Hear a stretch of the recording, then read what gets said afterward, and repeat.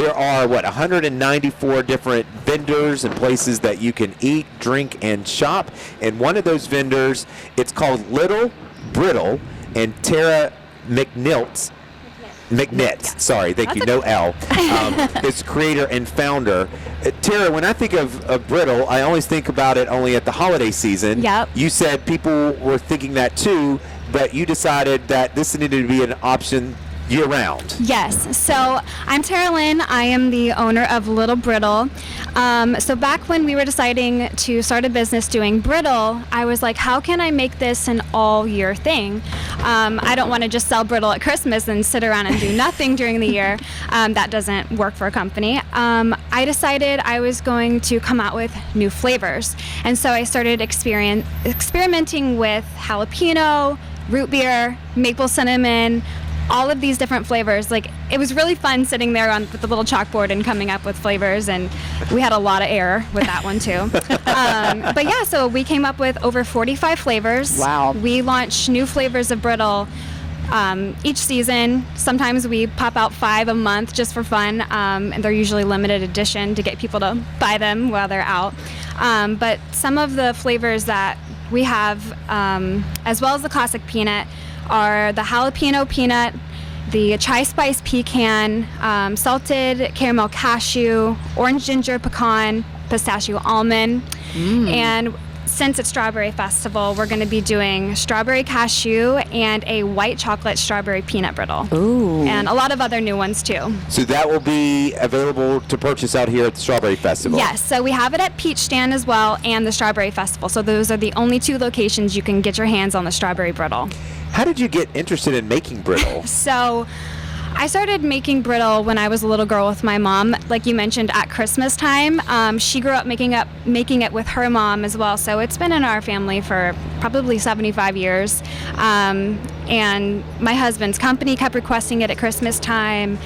All of our neighbors wanted it at Christmas time, and I started selling it on Marketplace for my mom. She was making it at the time, and I was like, Mom, you go retire. I'm going to take over for you. So I have a marketing background where this is going to be fun for me. And so do you have a storefront here in Fort Mill as well? I know you're going to be out here tomorrow at the festival, but do you have somewhere where people can come and get in the brittle, and you said baked goods as well? Yeah, so we're known for our baked goods as well.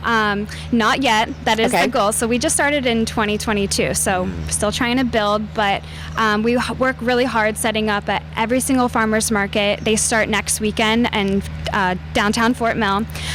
We sell at the Peach Stand and a lot of other local shops in Fort Mill, and we also sell nationwide on littlebrittleco.com. So there's many ways you can get your hands on our brittle. Well, I mean, again, you've taken a staple that people have just around Christmas and really have injected a lot of flavors. I mean, is there a flavor that you've tried that you just were like, well, this did not go anywhere? I mean, because this is a really interesting display for your palate, but was there one that you were like, okay, well, you gotta crack a couple of eggs to make an omelet? Yeah, honestly, I'm embarrassed to admit it, but it was during the strawberry testing. I was like, how am I gonna make this strawberry flavored? Because sometimes, making candy, it's a little tricky with temperatures and certain oils you throw into it.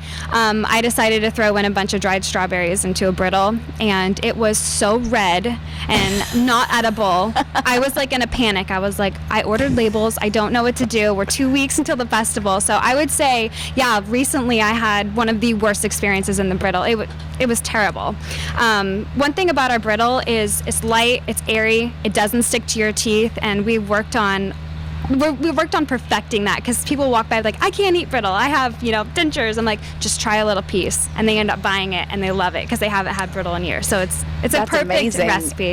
Well, congratulations for finding something that the consumer wanted clearly, and just doing your own spin on it. Yes. Tara McNitt, again, is Little Brittle. So if you're out here at the South Carolina Strawberry Festival, check it out. Tara, thank you so much. Definitely. Thank you.